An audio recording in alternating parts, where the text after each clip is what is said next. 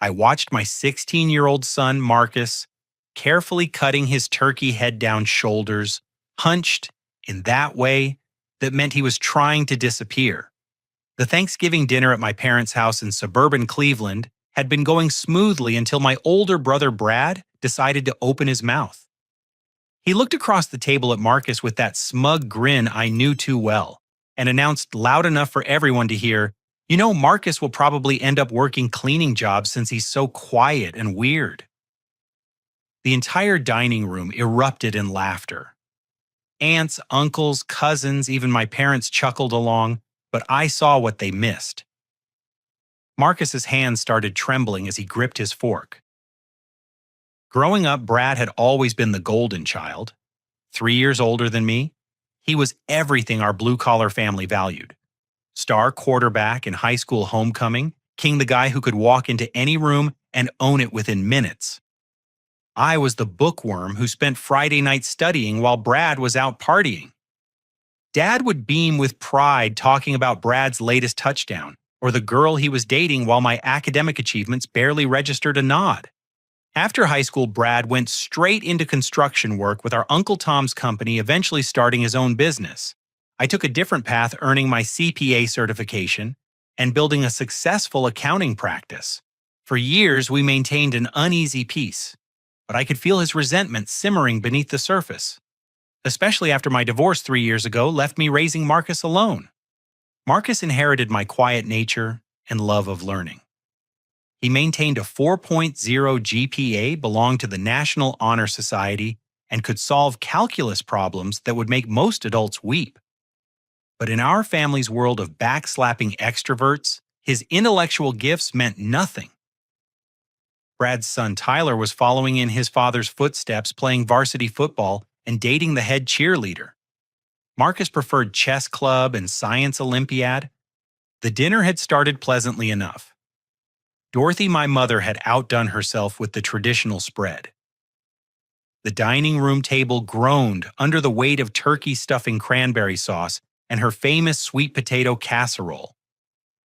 Frank, my father, held court at the head of the table, regaling everyone with stories from his days as a factory supervisor. Uncle Tom and Aunt Linda had driven up from Akron with their twin daughters. Brad and his wife Jessica sat across from Marcus and me, Tyler, texting constantly on his phone despite repeated warnings to put it away. The conversation flowed through safe topics. Work was going well for everyone. The weather had been decent for November, and the Browns were having their usual disappointing season. I relaxed, thinking maybe this year we could get through a family gathering without incident. Then Brad started drinking his third beer and eyeing Marcus with that calculating look I recognized from our childhood. "Marcus, you're a junior now, right?" Brad asked, his voice carrying that false friendliness that always preceded an attack. "What are you thinking about for after graduation?" Marcus looked up from his plate, hope flickering in his eyes. "Well, I'm considering early admission to several universities. My guidance counselor thinks I have a good shot at some prestigious programs." "Universities, huh?" Brad chuckled, and I felt my stomach clench. "That's ambitious. But you know, not everyone is cut out for college. Some people are better suited for more practical work." The table fell quiet. Jessica shot her husband a warning look, but Brad was just getting started. He leaned back in his chair, that familiar smugness spreading across his face. "I mean, look at you, Marcus. You're so quiet and awkward. College is about networking, making connections, being social. You can barely look people in the eye when they talk to you." His voice gained momentum, feeding off the uncomfortable silence. "You'll probably end up working cleaning jobs since you're so quiet and weird." The explosion of laughter that followed felt like a physical blow. Dad let out his booming guffaw, slapping the table with his palm. Mom covered her mouth but couldn't hide her giggling. Uncle Tom and Aunt Linda exchanged amused glances while their daughters snickered. Even Tyler looked up from his phone to smirk at his cousin. I watched the color drain from Marcus's face. His hands began trembling so violently that his fork clattered against his plate. The sound cut through the laughter like a knife, but nobody else seemed to notice. They were too busy enjoying Brad's cruel entertainment. Something snapped inside me. The years of watching my brother belittle others, to build himself up the constant favoritism from our parents, the way Marcus tried so hard to fit into a family that would never appreciate his gifts. All of it crystallized into a moment of perfect clarity. Interesting, I said, my voice cutting through the dying laughter, since your business runs on my accounting skills. The room went dead silent. Brad's smile faltered his beer halfway to his lips. The family members who had been chuckling suddenly found their plates fascinating. Jessica closed her eyes and shook her head slightly. "What did you say?" Brad's voice carried a dangerous edge. I stood up slowly, my napkin falling to the floor. "You heard me. Your construction company uses my firm for all your accounting, payroll, and tax preparation. Without my work, you'd be buried in IRS penalties and bookkeeping disasters. So before you lecture my son about his future career prospects, maybe you should consider who's been keeping your business afloat." Dad cleared his throat nervously. "Now, boys, let's keep peace. It's Thanksgiving." But I wasn't finished, not by a long shot. Brad's face flushed red, the confident smirk replaced by something uglier. "My business runs just fine, little brother. And maybe it's time I found an accountant who doesn't think he's better than everyone else." The threat hung in the air between us. Jessica reached out to touch Brad's arm, but he shook her off. Marcus sat frozen, his eyes wide with shock at seeing his quiet father transform into something fierce and protective. "Go ahead," I said calmly. "Fire me. But first explain to everyone here how you've been telling potential clients that I'm unreliable and secretly trying to steal my accounts for your own bookkeeper.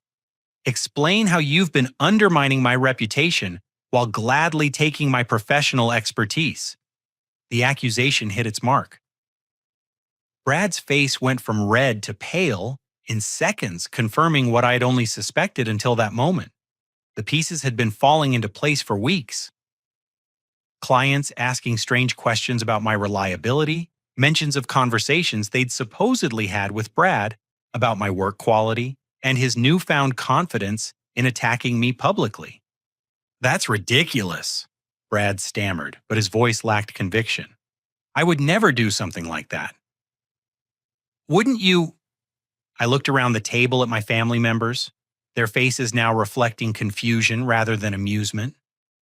"The same way you'd never humiliate a 16-year-old boy at a family dinner?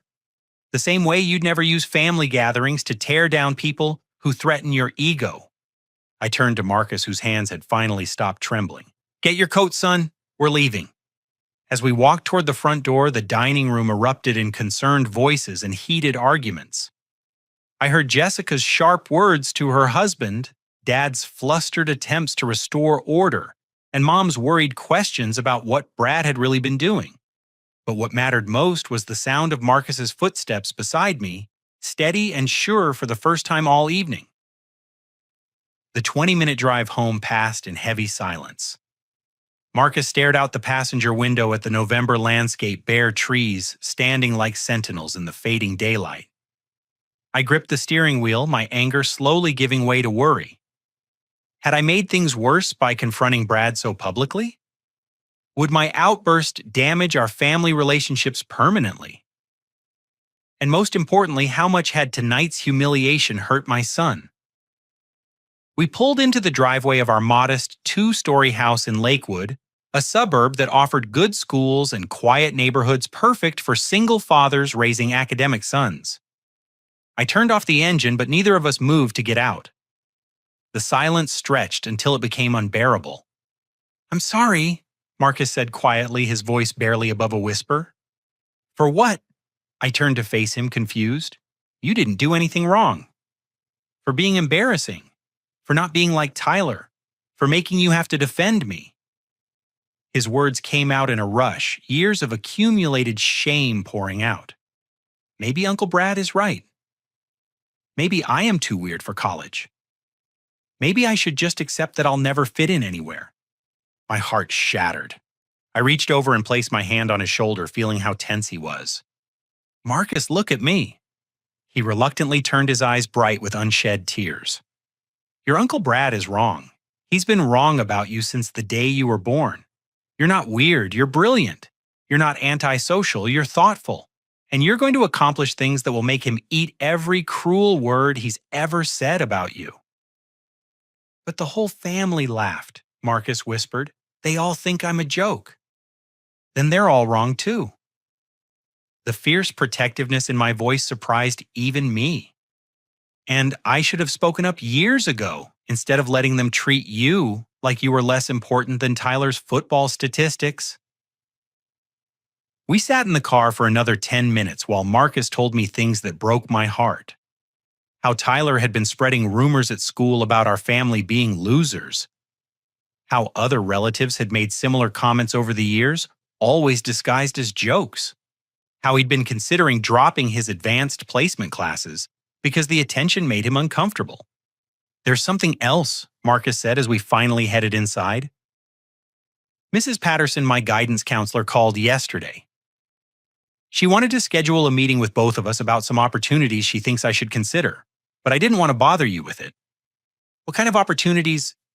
Early admission to several universities, full scholarship possibilities. She thinks my test scores and grades make me competitive for some really prestigious programs. He paused, looking ashamed.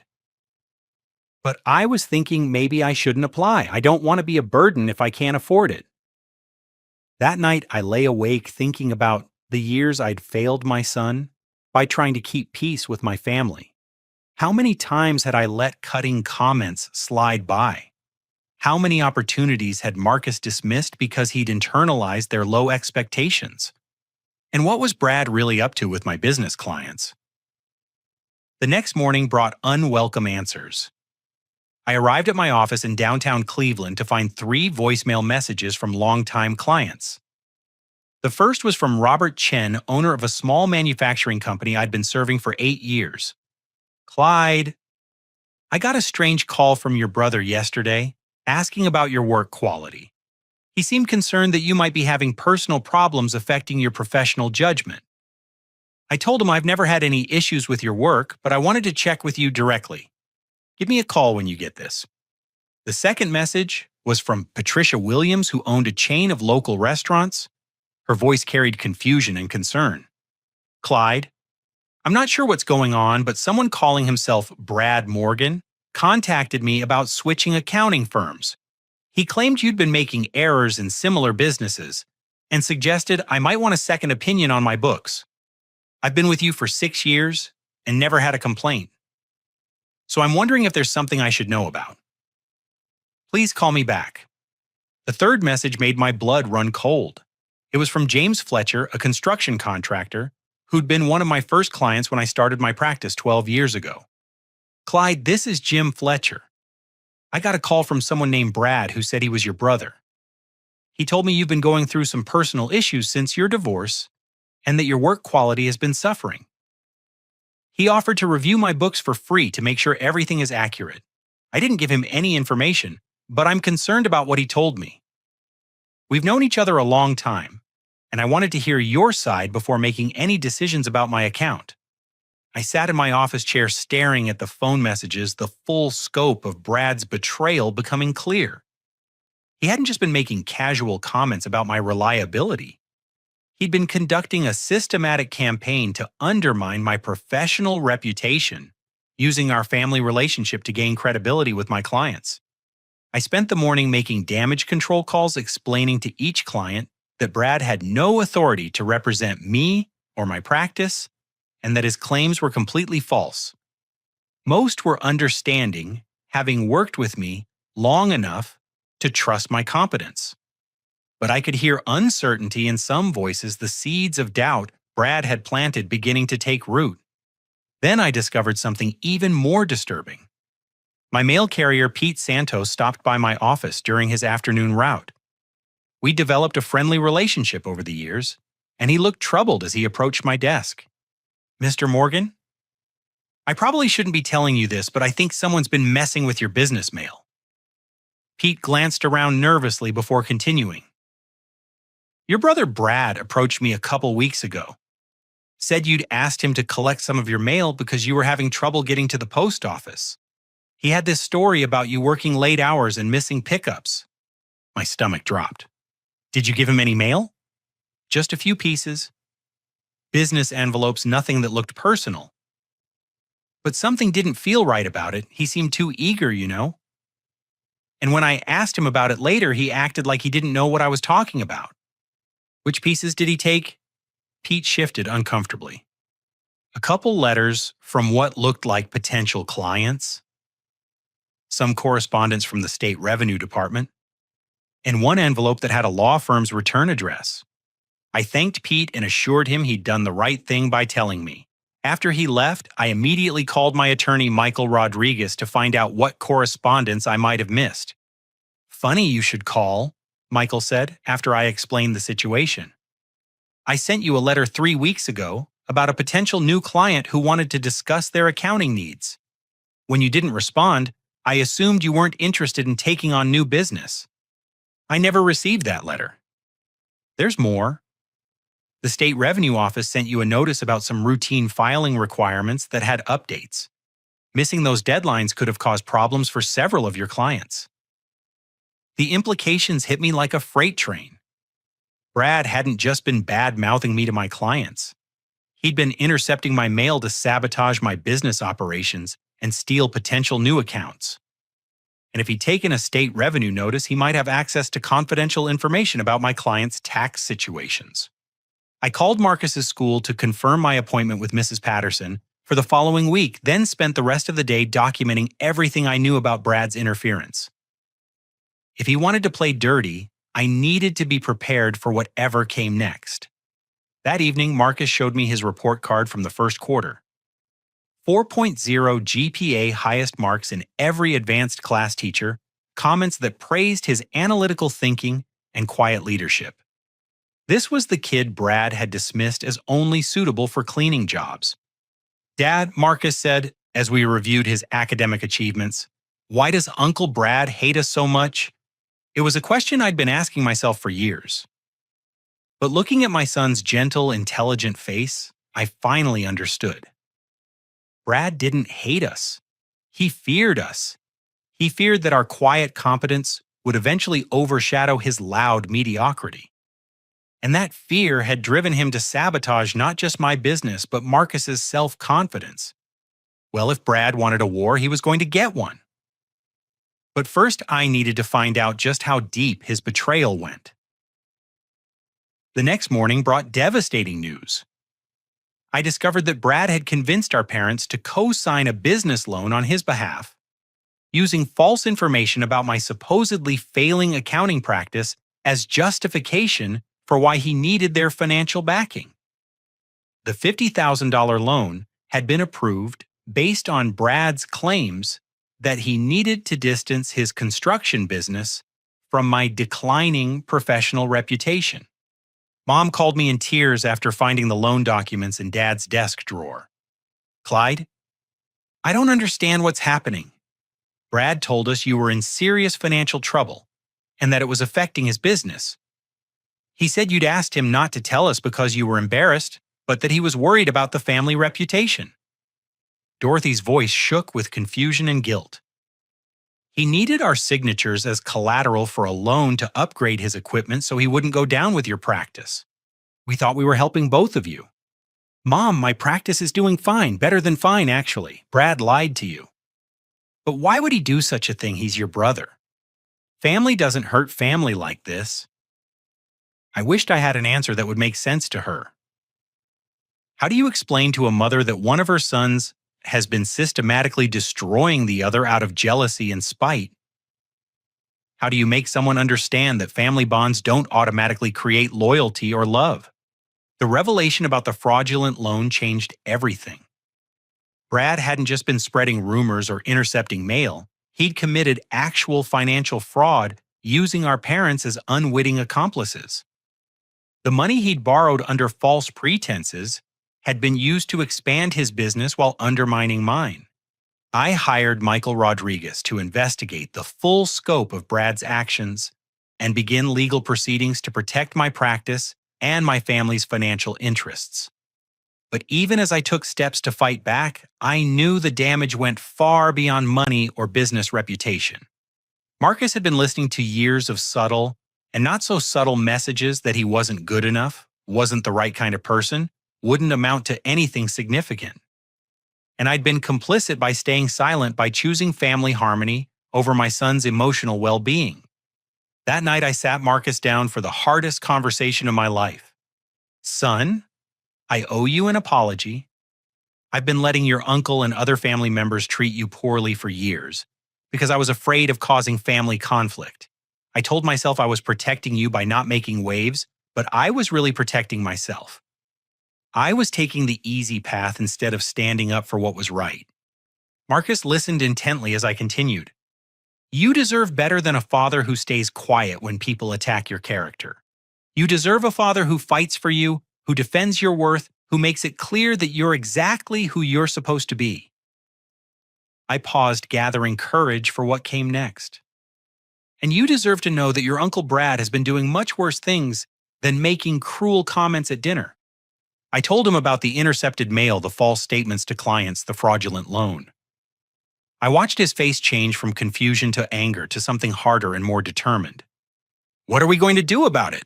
Marcus asked when I finished. We're going to fight back. We're going to protect ourselves and make sure he can't hurt anyone else this way.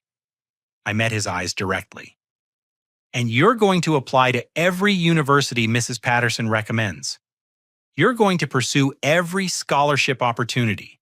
You're going to show the world what I've always known, that you're capable of extraordinary things. For the first time since Thanksgiving dinner, Marcus smiled.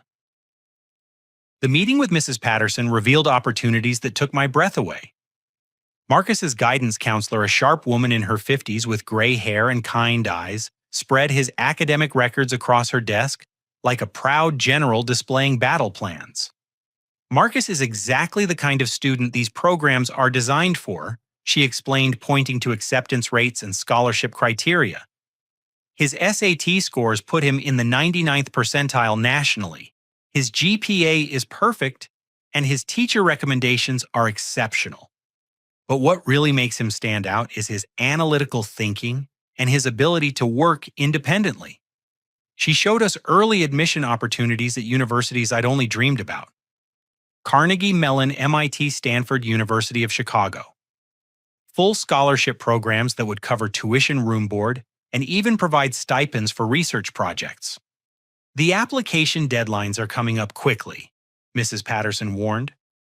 But I think Marcus has a real shot at several of these programs. The essay requirements focus on overcoming adversity and demonstrating resilience, which gives him a unique angle to work with. I looked at my son, seeing him truly, for the first time in years. Not as the quiet, awkward kid Brad made him out to be, but as a brilliant young man with unlimited potential. How had I let my brother's poisonous opinions cloud my vision for so long? That afternoon brought more disturbing revelations about Brad's campaign against my practice. 3 additional clients called with concerns about my situation, all based on conversations they'd had with my brother. But the worst discovery came when I reviewed my email correspondence with potential new clients. Several prospective customers had mentioned speaking with Brad before contacting me. According to their accounts, he'd positioned himself as a concerned family member who felt obligated to warn them about my personal problems affecting my work quality. Some had decided not to proceed with my services based on his warnings. Michael Rodriguez, my attorney, connected me with a private investigator named Sandra Lewis, a former police detective who specialized in white-collar fraud cases. After reviewing the evidence I'd collected, she delivered sobering news. What your brother has done could constitute wire fraud, mail fraud, and identity theft, depending on how far this goes, Sandra explained during our consultation. The intercepted mail alone is a federal crime, but to build a strong case, we need to document everything and see if there are other victims. Other victims Family members rarely limit this kind of behavior to one target. If he's willing to defraud your parents and sabotage your business, he's probably done similar things before. We need to check his business practices, his relationships with employees and subcontractors, his dealings with other family members. That evening, Uncle Tom called with information that confirmed Sandra's suspicions. My father's younger brother sounded shaken and angry as he related his own experience with Brad's manipulations. "Clyde, I should have called you sooner, but I wasn't sure what to make of it at the time. About 2 years ago, Brad approached me about a partnership deal. Said his construction business was expanding and he wanted to branch into commercial renovation work." Tom paused and I could hear the regret in his voice. "He convinced me to let him use my contractor's license for a big project downtown, said it was just a formality while his own commercial certification was being processed. What happened? The project turned into a disaster. Corners cut materials, substituted deadlines missed. The property owner sued both of us and I nearly lost my license. Brad claimed he'd been following specifications I'd approved, but I never saw half the documents he was talking about. The whole thing cost me $20,000 in legal fees and damaged my reputation with several longtime clients. Did you suspect he was lying? I knew something wasn't right, but he's family, you know. I gave him the benefit of the doubt. Now, after what Dorothy told Linda about the loan situation with your parents, I'm wondering if I was played from the beginning." Uncle Tom's story painted a picture of systematic fraud that went far beyond personal jealousy. Brad had been using family relationships to manipulate business deals, shifting blame and liability to his relatives when things went wrong. But the most heartbreaking revelation came from an unexpected source. Jessica, Brad's wife, called my office the next day, her voice tight with stress and fear. "Clyde, I need to talk to you, but not at your office or my house. Can you meet me somewhere private?" We arranged to meet at a coffee shop in Westlake, far enough from both our neighborhoods to avoid running into family members. Jessica arrived looking haggard, her usually perfect appearance showing signs of strain. Dark circles under her eyes, her blonde hair pulled back in a messy ponytail, hands shaking slightly as she ordered her latte. "I've been wanting to contact you since Thanksgiving, but I was afraid of what Brad would do if he found out," she began once we found a quiet corner table. "What happened at dinner was horrible, and I'm sorry I didn't speak up for Marcus. But there are things you need to know about what Brad's been doing." Jessica pulled a manila folder from her purse and slid it across the table. "I found these documents in Brad's home office. Financial records, copies of correspondence notes about his conversations with your clients. I think he's been planning this for months, maybe longer." The folder contained photocopies of bank statements showing deposits that didn't match Brad's legitimate business income, client contact lists with notes about their vulnerabilities and concerns, draft letters to state licensing boards making accusations about my professional competence, and most damning of all, a handwritten plan outlining steps to neutralize Clyde's competitive advantage. "He's been obsessed with your success for years." Jessica continued, her voice barely above a whisper. "He talks about you constantly, always comparing himself to you, always trying to prove he's the better brother. When your divorce happened, he saw it as an opportunity to finally come out on top. Why are you telling me this? Because I'm tired of living with someone who's consumed by jealousy and spite.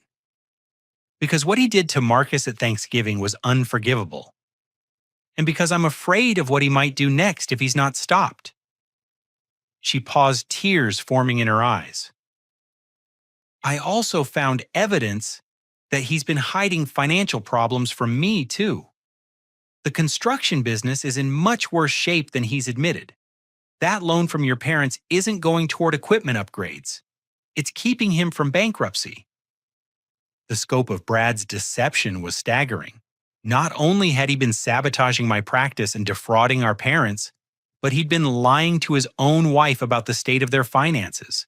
His jealousy had driven him to risk everything his family had worked for, all in pursuit of bringing me down. "Jessica, there's something else you need to know. I've hired an attorney and a private investigator to document what Brad's been doing. If this goes forward, there could be serious legal consequences for him." She nodded grimly. "I figured as much. And honestly, I think it's the only way to stop him. He's not going to admit what he's done or make amends voluntarily. He's too proud and too convinced that he's justified in everything he's done." "What about Tyler? How is he handling all this?" Jessica's expression softened with maternal concern. "Tyler's been acting out more lately, especially toward Marcus. Brad's been filling his head with stories about how your family looks down on us. How Marcus thinks he's better than everyone else because of his grades. I've tried to counter those messages, but Brad's influence is stronger. That night I sat with Marcus and showed him the evidence Jessica had provided, feeling sick about exposing him to the ugly realities of adult betrayal, but knowing he deserved to understand what was happening. Dad, I think Tyler's been the one spreading rumors about our family at school," Marcus said after reviewing the documents. "Some of the things other kids have said to me match exactly what Uncle Brad writes in these notes. My son had been dealing with harassment at school based on lies his own uncle had created. The cruelty was breathtaking in its scope and precision. Marcus, I want you to know that none of this is your fault. Your uncle's actions are about his own insecurities and jealousy, not about anything you've done or who you are. I know that now. But for a long time, I thought maybe there was something wrong with me. Maybe I really was too weird and awkward to succeed at anything." Marcus looked directly at me with a maturity that broke my heart. "But seeing all this, understanding how far he's gone to hurt us, it makes me realize that the problem was never with me.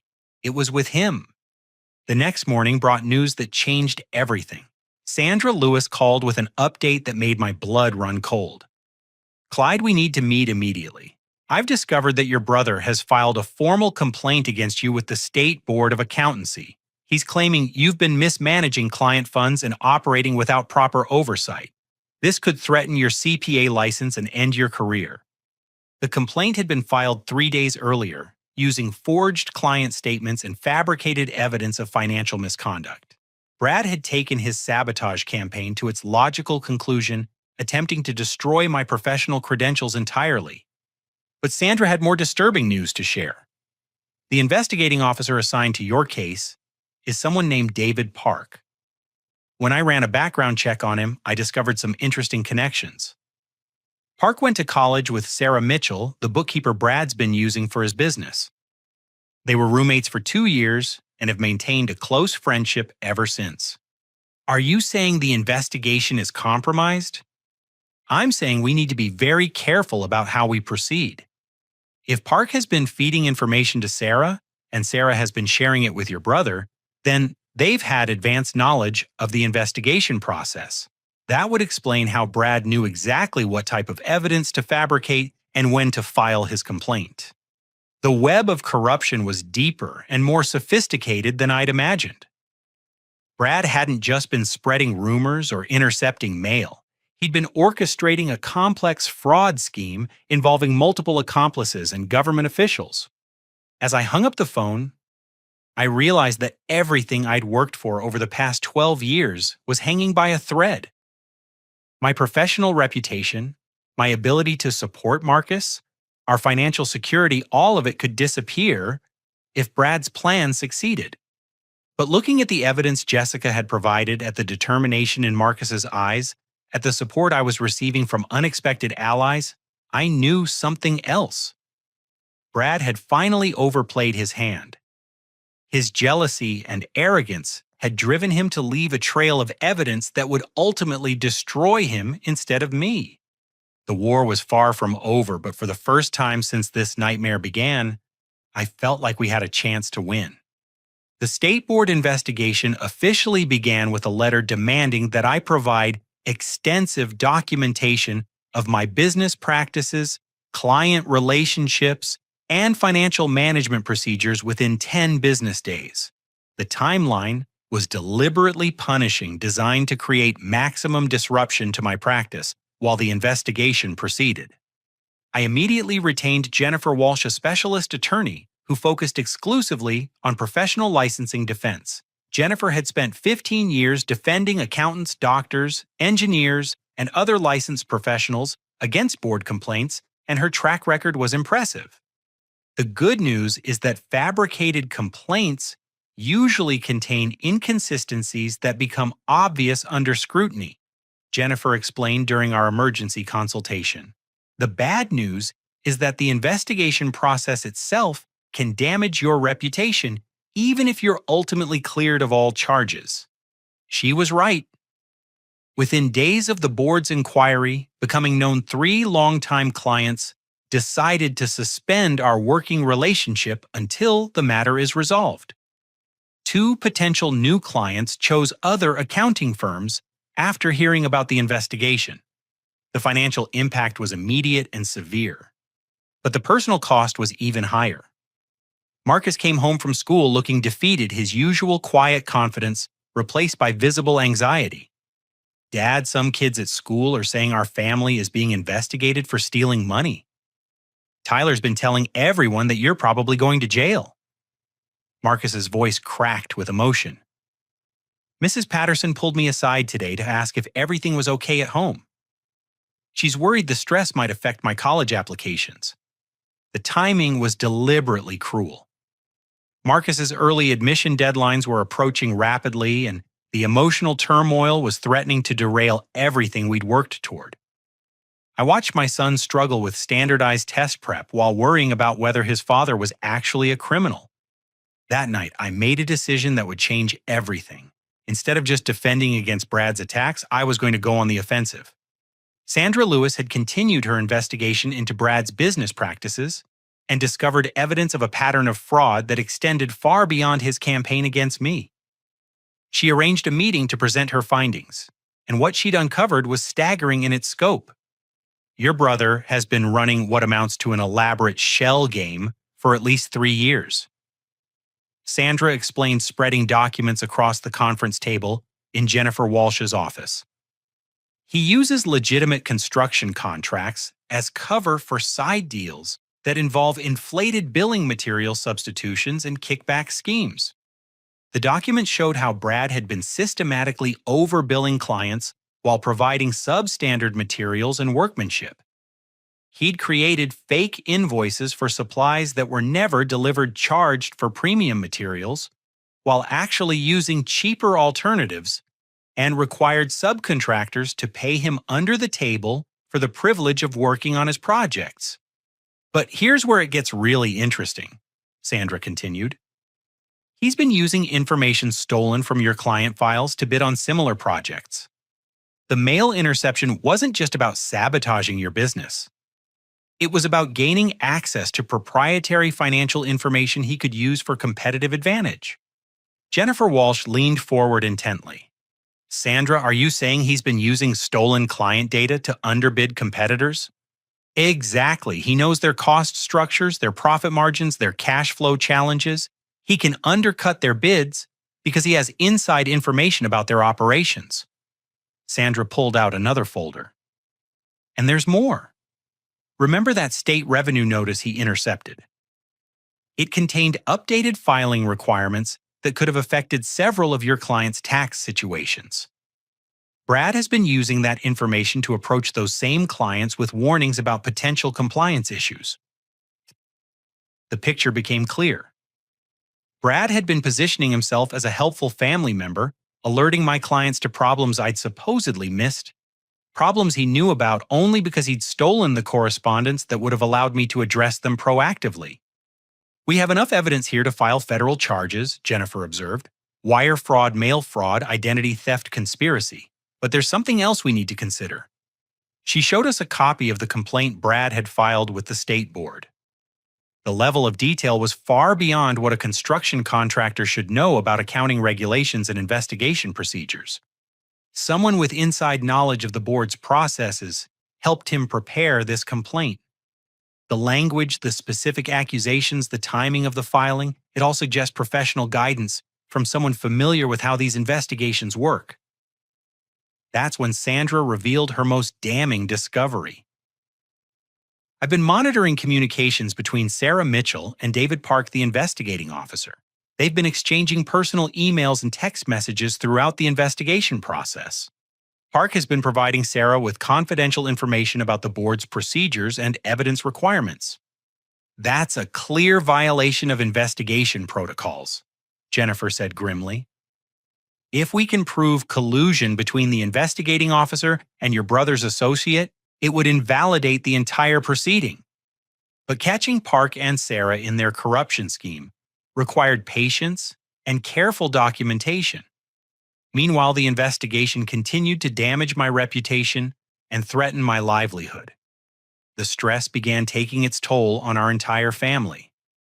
Mom called daily, torn between loyalty to both her sons, but increasingly troubled by the evidence of Brad's deception.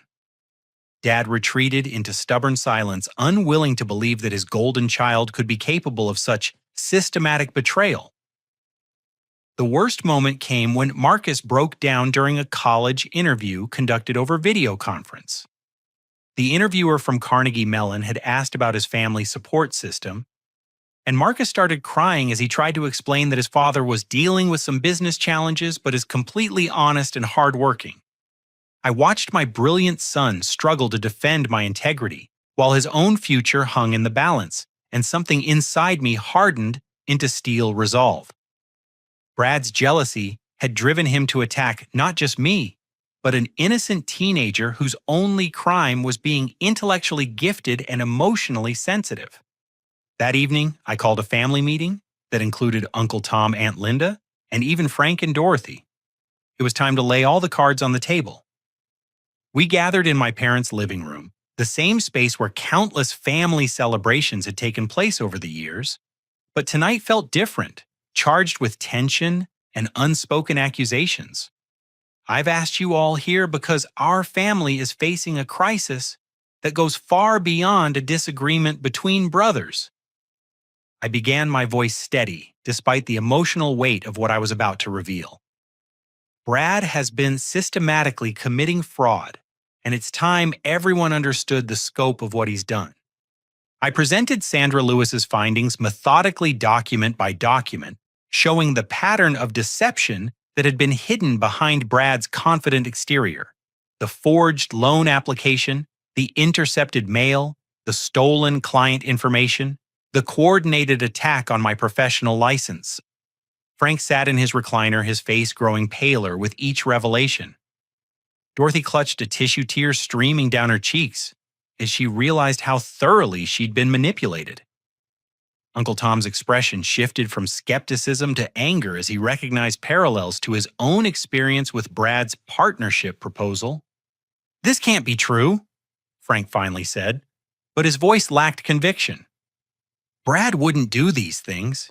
He's made mistakes, but he's not a criminal."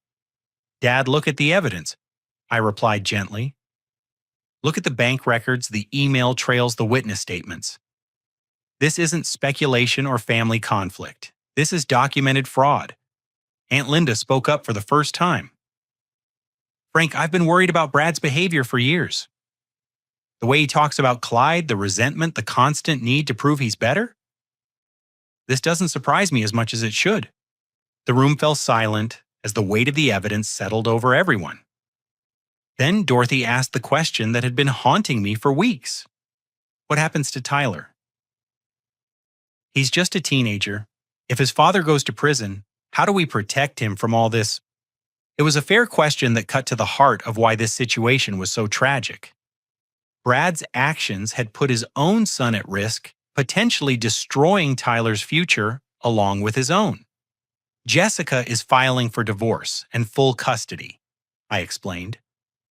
"She's cooperating with the investigation in exchange for immunity from prosecution. Tyler will be protected as much as possible, but he's going to need support from all of us to get through this." Frank stood up abruptly and walked to the window, staring out at the darkened street. When he turned back to face us, his eyes were filled with a pain I'd never seen before. 41 years ago, I held that boy in my arms and promised his mother I'd raise him to be a good man. Where did I go wrong? How did I fail him so completely that he became capable of something like this? "You didn't fail him, Frank," Uncle Tom said quietly. Some people just make choices that can't be explained by their upbringing or circumstances. Brad chose jealousy over love, deception over honesty, and now he has to face the consequences. Dorothy wiped her eyes and looked directly at me. Clyde, I owe you and Marcus an apology. We've been unfair to both of you for years, always favoring Brad because he was more outgoing, more traditionally successful. We failed to see your quiet strength and Marcus's remarkable gifts. What matters now is that we protect Marcus and support each other through whatever comes next, I replied. But there's something else you all need to understand. Brad's complaint to the state board could end my career if it's not handled properly. Marcus's college opportunities could be affected if this drags on much longer. That's when Uncle Tom made an announcement that surprised everyone. I've been in contact with Sandra Lewis about my own experience with Brad's fraudulent business practices. I'm prepared to testify about what he did to me 2 years ago. If it helps build the case against him and protects Clyde and Marcus, then it's the right thing to do. Aunt Linda nodded in agreement. We've been silent too long about Brad's behavior. It's time for truth and accountability, even if it's painful for the family. The meeting ended with a plan. We would support the federal investigation, fully providing whatever evidence and testimony was needed to stop Brad's crimes. We would rally around Tyler and Jessica to help them rebuild their lives. And we would make sure Marcus understood that his family's love and support were unconditional. As everyone prepared to leave, Frank pulled me aside for a private conversation. Son, I've made terrible mistakes as a father. I let my favoritism toward Brad blind me to his faults and your strengths.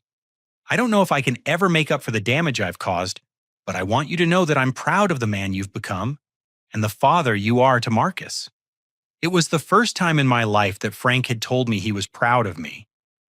And while it couldn't erase years of feeling like the disappointment in the family, it was a start toward healing. The next morning brought news that would change everything. Jennifer Walsh called with an update that made my heart race with hope and anticipation. Clyde, we caught them. David Park made a critical error in his communication with Sarah Mitchell. He sent her confidential board documents using his official email account, creating a permanent record of the conspiracy. The board's ethics committee has launched an internal investigation, and Park has been suspended pending a full review. What does this mean for my case? It means the complaint against you is going to be dismissed with prejudice. The board can't proceed with an investigation that's been compromised by official misconduct. You'll be completely cleared of all charges. But there was even better news to come. The federal prosecutors are moving forward with charges against Brad, Sarah, and David Park. The evidence Sandra gathered, combined with the documentation from the board investigation, gives them multiple counts of conspiracy fraud and official corruption. Brad is looking at serious prison time. As I hung up the phone, I realized that the nightmare was finally ending. But more importantly, it was ending with justice being served and truth being revealed. That afternoon, I shared the news with Marcus, watching his face light up with relief and excitement. Does this mean I can focus on my college applications without worrying about Dad going to jail? He asked with a smile that broke my heart and healed it at the same time. Yes, son. It means you can focus on showing the world how brilliant you are, just like I've always known you to be. The vindication came swiftly once the state board's internal investigation confirmed the extent of David Park's misconduct. Within a week, I received an official letter dismissing all charges against me and offering a formal apology for the compromised investigation. The board also implemented new protocols to prevent future corruption and launched a review of other cases Park had handled. But the real victory came when Marcus received his first college acceptance letter. Carnegie Mellon University offered him early admission with a full scholarship that covered tuition room board and a research stipend. Mrs. Patterson called personally to congratulate us, her voice beaming with pride. Marcus's essay about overcoming family adversity and maintaining academic focus under pressure was remarkable she explained. The admissions committee was particularly impressed by his resilience and his ability to find strength through intellectual pursuits during a difficult time. 3 more acceptance letters followed within days. MIT, Stanford, and University of Chicago all offered similar scholarship packages, recognizing Marcus not just for his academic achievements but for his character and determination. The quiet, supposedly weird kid Brad had dismissed was being courted by some of the most prestigious institutions in the country. The federal investigation moved with impressive speed and thoroughness. Sandra Lewis had provided prosecutors with such comprehensive evidence that plea negotiations began almost immediately. Sarah Mitchell agreed to cooperate fully in exchange for a reduced sentence providing detailed testimony about the conspiracy and Brad's role in orchestrating the scheme. David Park faced immediate termination from the state board and criminal charges for official corruption. His cooperation with Brad's conspiracy had compromised multiple ongoing investigations requiring the board to review dozens of cases he'd handled improperly. But it was Brad himself who provided the most dramatic developments. Faced with overwhelming evidence and the prospect of a lengthy federal trial, he initially maintained his innocence and blamed everyone else for his troubles. According to Jessica, who had moved back to her parents' house with Tyler, Brad alternated between rage and self-pity, unable to accept responsibility for his actions. The moment that changed everything came during a family confrontation that Frank and Dorothy initiated.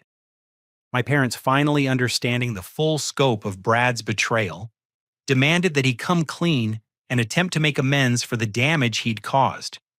I wasn't present for that conversation, but Uncle Tom was there as a witness, and he described a scene that was both heartbreaking and cathartic. Brad walked in acting like he was the victim, complaining about how the family had turned against him, Tom explained. But when your father showed him all the evidence and demanded an explanation, something broke inside him.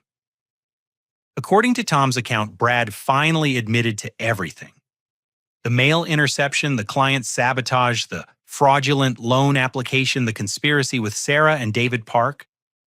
But his confession came with justifications that revealed the depth of his psychological resentment.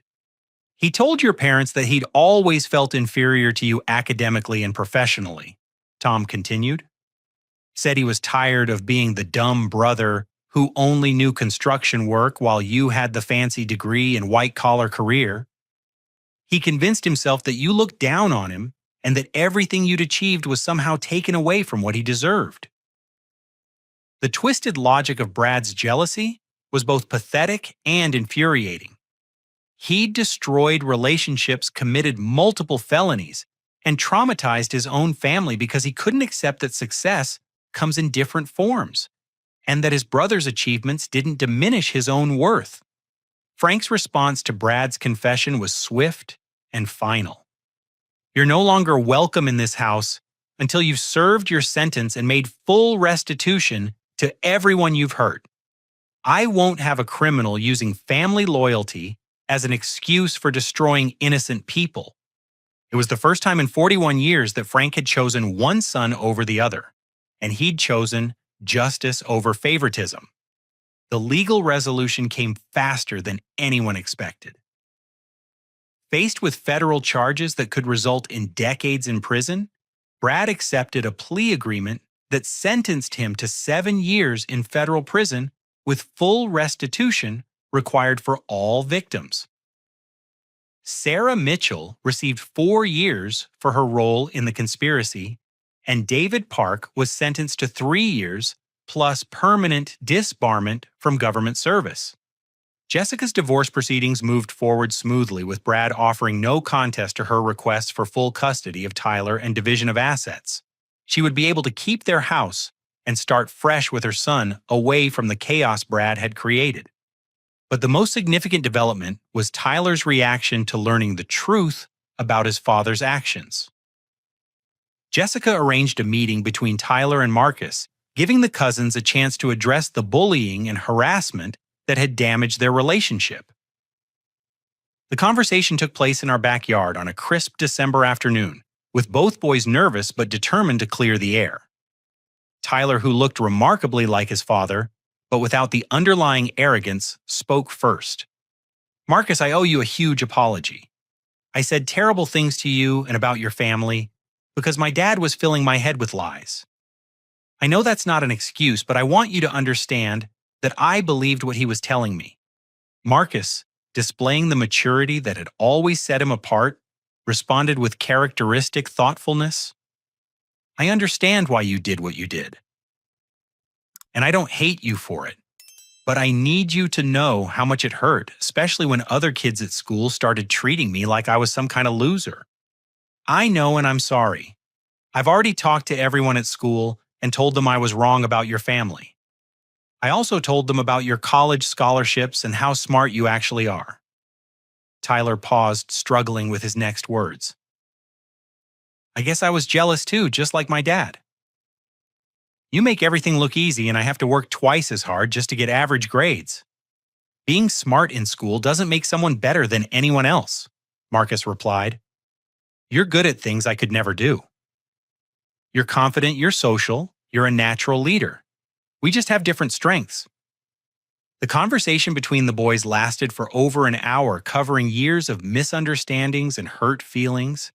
By the end, they weren't best friends, but they'd found a foundation for mutual respect that had never existed before.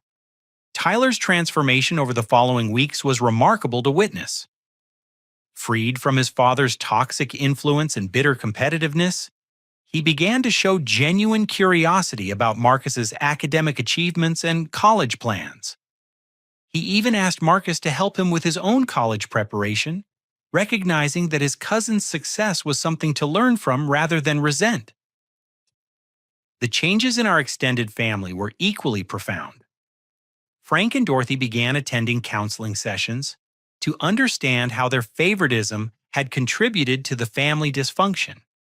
They made deliberate efforts to celebrate Marcus's achievements with the same enthusiasm they'd always shown for athletic accomplishments.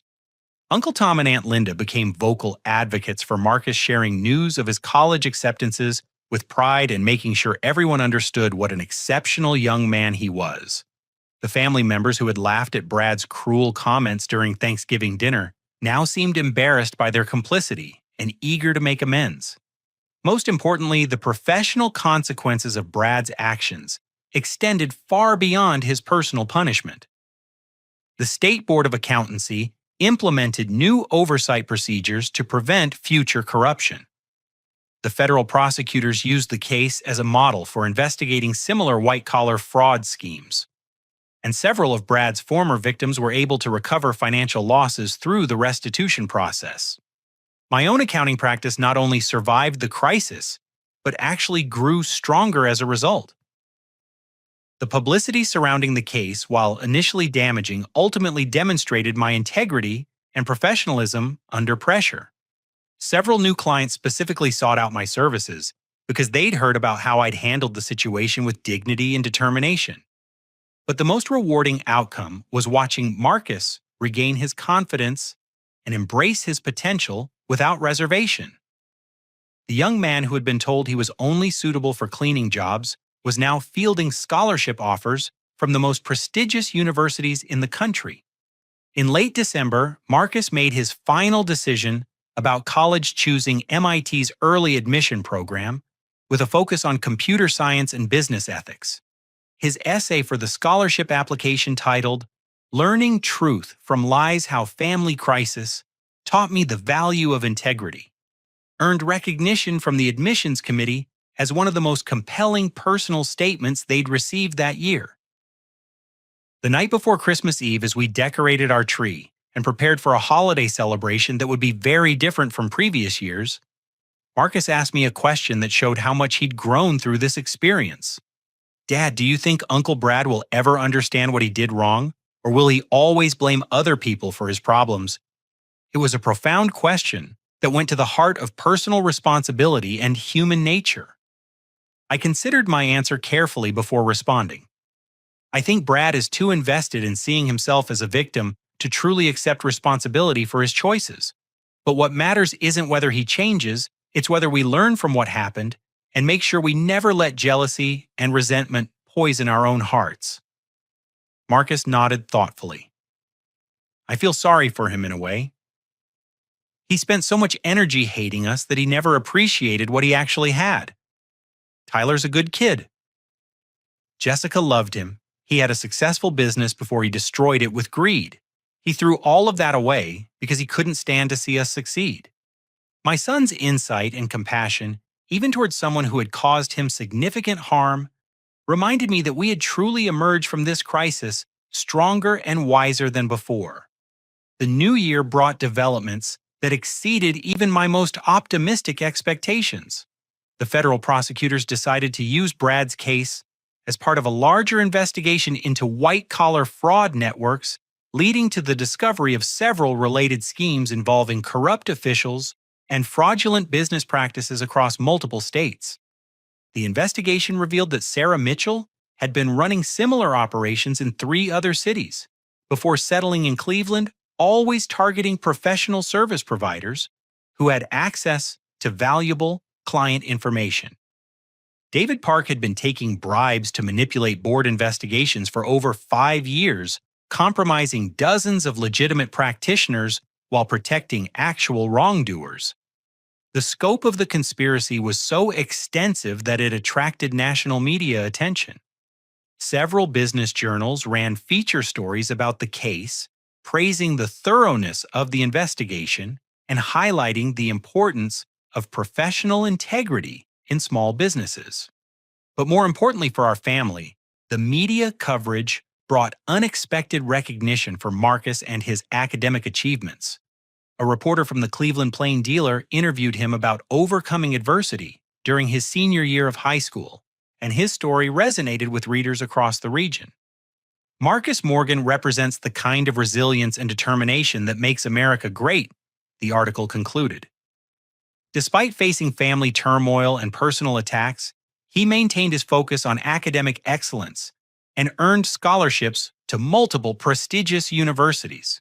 His story proves that character and hard work will always triumph over jealousy and sabotage. The article led to speaking invitations from local high schools and community organizations. Marcus, who had once been painfully shy about public attention, began accepting opportunities to share his story with other students facing bullying and family challenges. His first speech, delivered to the National Honor Society chapter at his high school, was met with a standing ovation.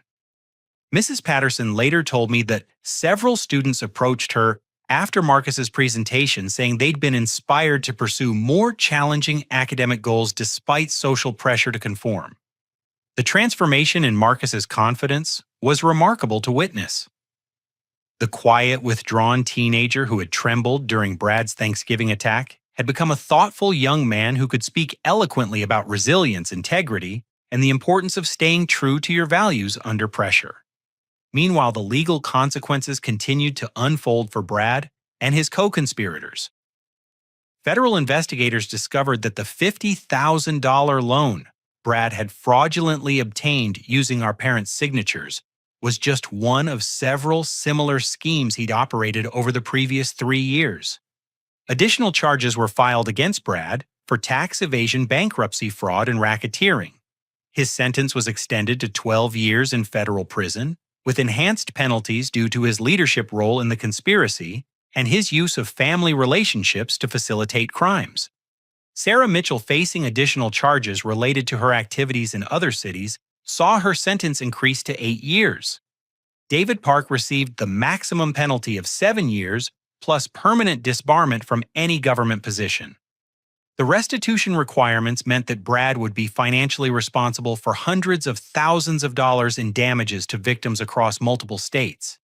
His construction business was dissolved with assets liquidated to help pay court-ordered compensation.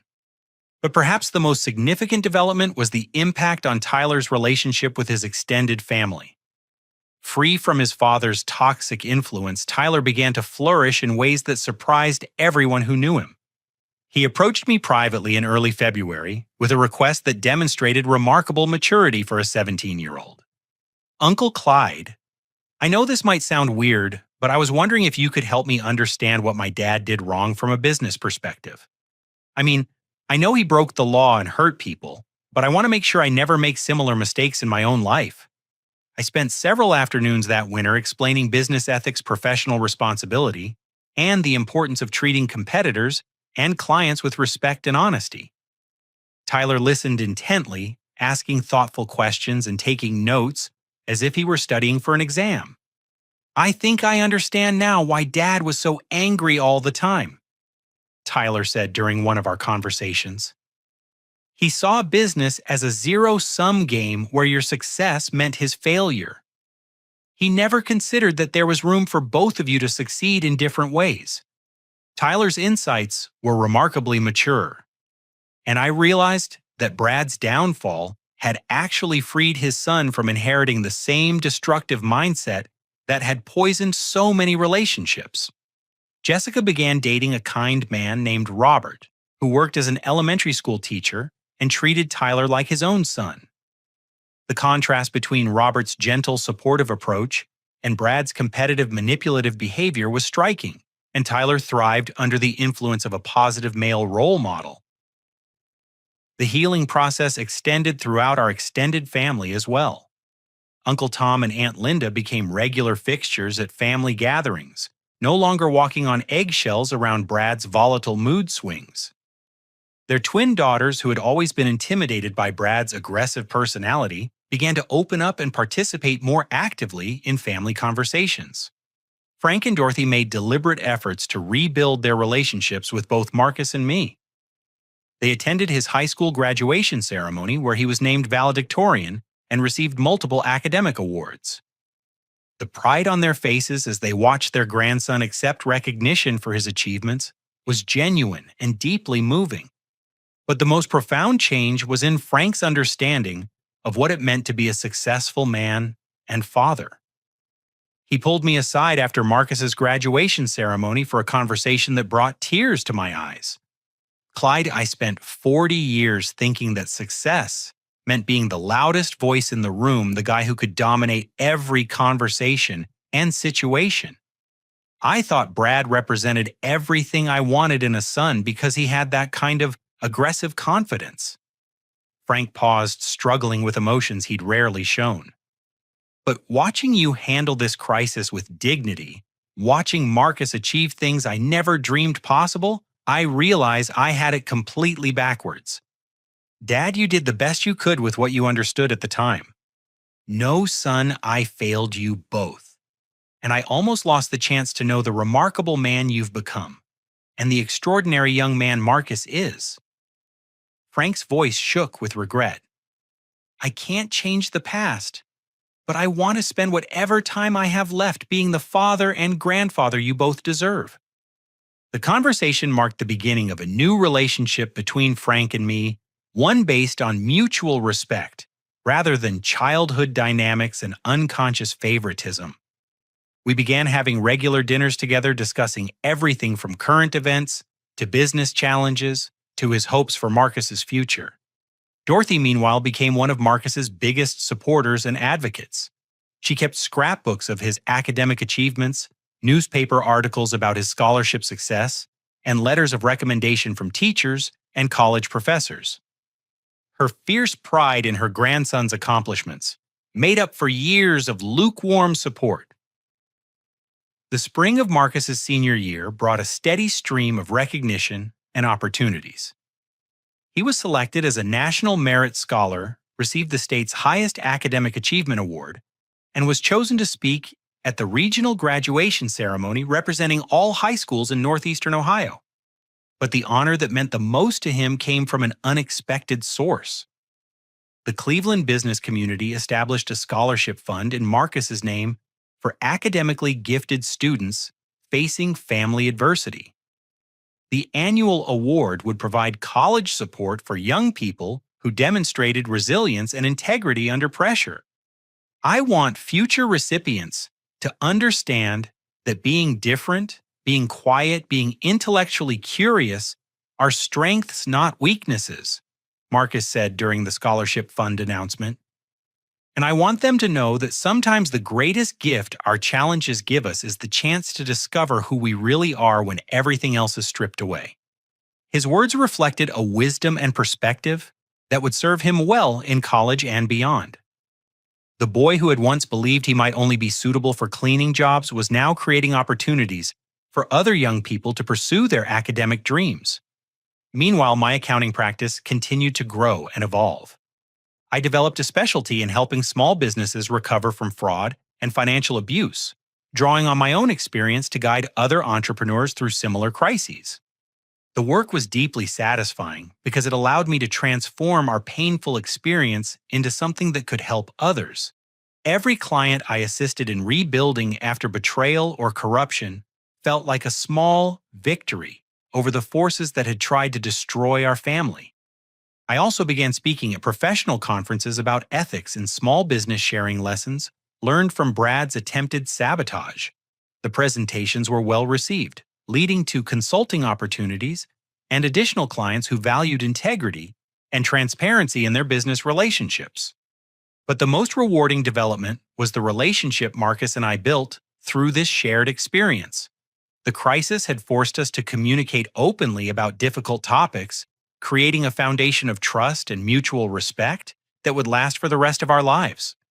As we prepared for his departure to MIT that fall, I reflected on how much we'd both grown through this ordeal. Marcus had discovered inner strength he never knew he possessed. I'd learned to be the kind of father who fights for his child rather than avoiding conflict. And our extended family had been forced to examine long-held assumptions about success, loyalty, and what it means to support each other. The final piece of the legal puzzle fell into place in late summer when the federal investigation concluded with a comprehensive report detailing the extent of the fraud network Brad had been part of. The report credited our case with exposing systemic corruption that had affected hundreds of small businesses and individual practitioners across multiple states. Several legislative changes were implemented as a result of the investigation, including enhanced oversight of professional licensing boards, stricter penalties for official corruption, and improved protections for whistleblowers who report fraud and abuse. Brad's name appeared throughout the report as a key figure in the conspiracy, ensuring that his criminal legacy would serve as a cautionary tale for future generations. But more importantly, the investigation's conclusions vindicated every decision we'd made to fight back against his sabotage and seek justice for his victims. As summer turned to fall and Marcus prepared to begin his freshman year at MIT, I realized that our story had come full circle. The family dinner where Brad had tried to humiliate and diminish my son had ultimately led to Marcus receiving recognition opportunities and support beyond anything we could have imagined. The quiet, supposedly weird teenager was about to embark on a journey that would likely take him to heights of achievement and influence that Brad could never have reached through all his scheming and manipulation. Justice had been served, truth had been revealed, and the future looked brighter than ever. 5 years have passed since that Thanksgiving dinner changed everything, and I'm writing this on the eve of Marcus's graduation from MIT with highest honors and a double degree in computer science and business ethics. Tomorrow he'll walk across the stage to receive recognition for his senior thesis on preventing financial fraud in small businesses, a project that grew directly from our family's experience with betrayal and redemption. The young man who was once told he could only work cleaning jobs is now fielding job offers from technology companies, consulting firms, and government agencies that want to hire someone who understands both the technical and ethical dimensions of business integrity. But more than his professional prospects, I'm proud of the person Marcus has become. He volunteers with organizations that support academically gifted students from troubled families. He mentors younger students who struggle with social anxiety and intellectual isolation. And he maintains relationships with the teachers, guidance counselors, and community leaders who supported him during our darkest period. Mrs. Patterson, who retired last year, attended every one of Marcus's college award ceremonies and scholarship recognitions. She often tells people that watching Marcus overcome adversity and achieve his potential was the most rewarding experience of her educational career. Tyler, now a junior in college studying business management, has become one of Marcus's closest friends and strongest supporters. The cousins who once represented opposite sides of a family conflict now collaborate on projects and share advice about career planning and personal development. Marcus taught me that success isn't about tearing other people down, Tyler said during a recent family gathering. It's about building yourself up through hard work, integrity, and treating others with respect. Jessica remarried Robert 3 years ago, and their blended family has become a model of healing and growth after trauma. Tyler thrives under Robert's gentle guidance, having learned that masculine strength can be expressed through kindness and emotional intelligence rather than aggression and dominance. The transformation in our extended family relationships has been equally remarkable. Frank and Dorothy, now in their 70s, have become devoted grandparents who celebrate academic achievements with the same enthusiasm they once reserved for athletic accomplishments. They attend Marcus's presentations, display his awards prominently in their home, and tell everyone they meet about their grandson's success at MIT. Uncle Tom and Aunt Linda host annual family reunions that focus on supporting each other's goals and celebrating diverse forms of success. The gatherings have a completely different atmosphere than the competitive judgmental events of the past, with conversations centered on encouragement and mutual respect. The financial restitution from Brad's criminal conviction helped our parents recover the money they'd lost through his fraudulent loan scheme, but the emotional healing took much longer. Frank underwent counseling to understand how his unconscious favoritism had damaged family relationships, and he's worked hard to rebuild trust with both Marcus and me. I wasted too many years thinking that being a man meant being the toughest guy in the room, Frank told me recently. Watching you handle this crisis with dignity and watching Marcus achieve things through intelligence and character taught me what real strength looks like. Dorothy became an advocate for educational excellence in our community, establishing a scholarship fund for students who excel academically despite family challenges. The program has helped dozens of young people pursue college opportunities they might not have had otherwise. My accounting practice has evolved into a specialty firm that helps small businesses and individual practitioners protect themselves from fraud, corruption, and professional sabotage. The work is deeply meaningful because it allows me to use our painful experience to help others avoid similar trauma. I've written a book about recognizing and preventing family financial abuse, drawing on Brad's tactics and our recovery process to provide practical guidance for people facing similar situations. The book has been well received by both professional and general audiences, leading to speaking opportunities and consulting engagements across the country. But the most satisfying aspect of my work is the mentoring relationship I've developed with other single parents who are raising academically gifted children. I help them understand the unique challenges these kids face and provide strategies for building confidence and resilience in environments that don't always value intellectual achievement. The legal consequences for Brad and his co-conspirators have played out exactly as the prosecutors predicted. Brad is serving his 12-year federal sentence at a minimum security prison in Pennsylvania, with earliest possible release in 3 more years. Sarah Mitchell was released last year after serving 8 years, but she's struggled to find employment due to her criminal record and professional disbarment. David Park completed his 7-year sentence and has been working as a night security guard, having been permanently banned from any government or professional licensing work. The corruption scandal he participated in led to comprehensive reforms in professional oversight procedures across multiple states. Jessica occasionally receives letters from Brad, usually around holidays or family milestones, but she's made it clear that their relationship is permanently over. He's missed Tyler's high school graduation, college acceptance celebrations, and other important moments that he can never recover.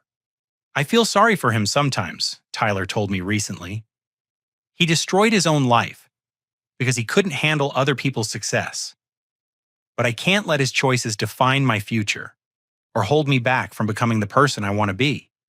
Tyler's perspective reflects a maturity that his father never achieved. And it gives me hope that the cycle of jealousy and resentment that poisoned our family for so many years has finally been broken. The ripple effects of our story have extended far beyond our immediate family. Marcus's scholarship fund for students facing family adversity has helped over 50 young people attend college over the past 5 years. Several of those recipients have gone on to establish their own scholarship programs, creating a network of support for academically gifted students from challenging backgrounds. The business ethics course Marcus developed during his senior year at MIT is now being taught at universities across the country using real-world case studies to help future business leaders understand the importance of integrity, transparency, and fair competition. My own speaking engagements and consulting work have reached hundreds of small business owners and professional practitioners, helping them recognize warning signs of fraud and sabotage while building stronger ethical foundations for their practices. But beyond the public impact, the most important outcome has been the relationship Marcus and I built through this shared experience. We learned to communicate openly about difficult topics, to support each other through crisis, and to find strength in our shared values, even when everything around us seemed unstable. Dad.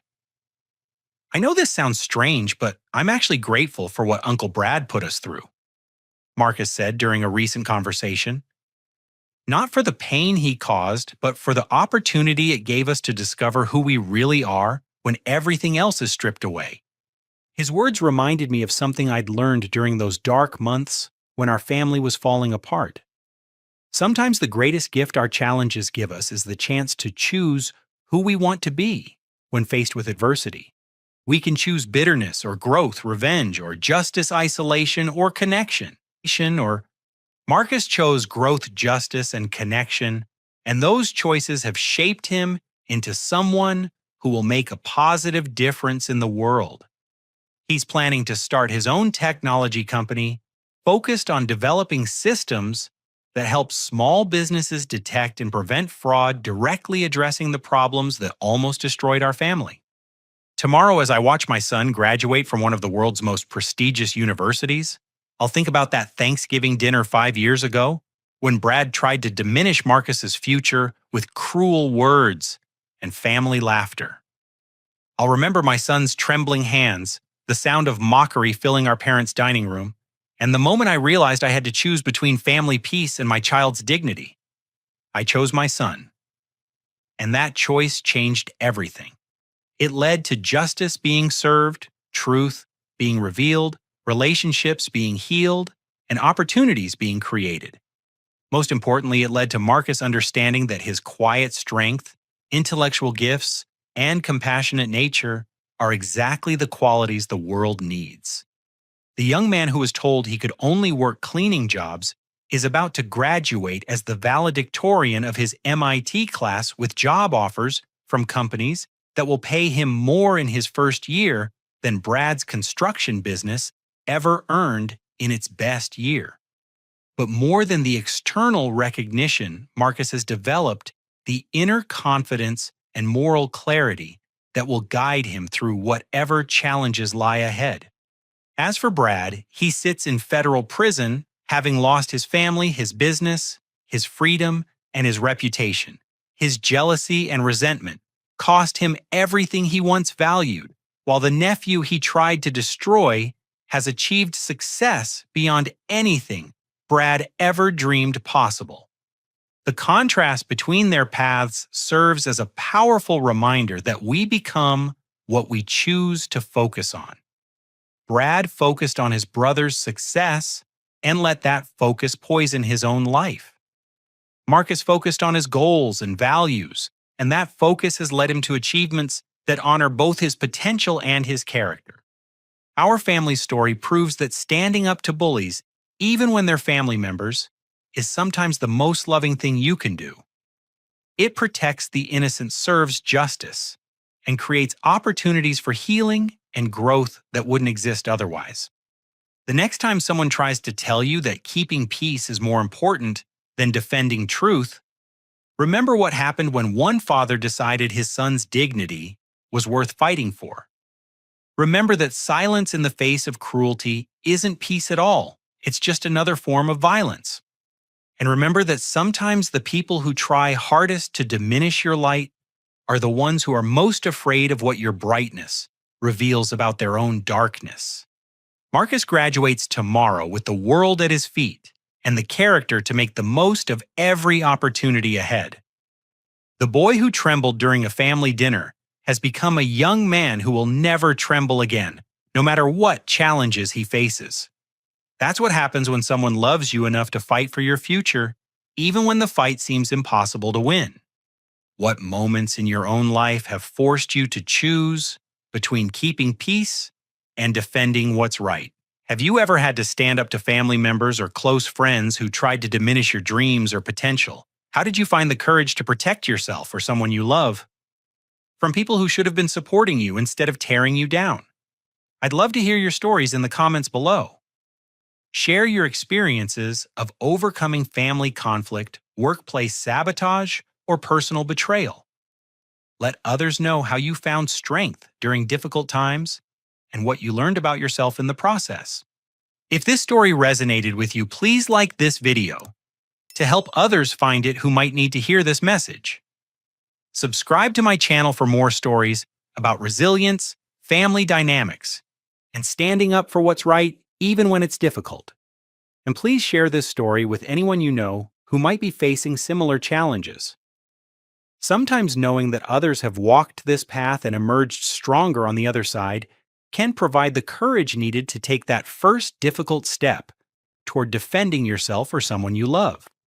Thank you for listening to our story and for being part of a community that believes in justice, truth, and the power of standing up for what's right. May you find the strength to protect what matters most in your own life, no matter what obstacles you face along the way. Remember, sometimes the people who love us most are the ones who are willing to fight the hardest battles to protect our future. And sometimes we have to be that person for ourselves and the people we care about. The choice is always ours to make.